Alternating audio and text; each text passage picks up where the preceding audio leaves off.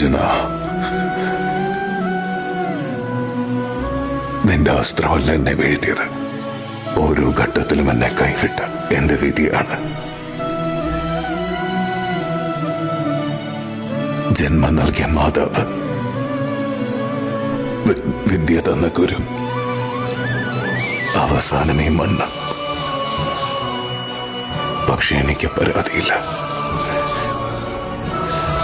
ഒരു സൂതപുത്രനായി വളർന്ന സൂര്യപുത്രനായി പൊരുതി എന്നിതാ ഞാനൊരു രാജാവായി മടങ്ങുകയാണ്. ചരിത്രത്തിൽ കർണന്റെ അധ്യായം വാഴ്ത്തപ്പെടുക തന്നെ ചെയ്യും.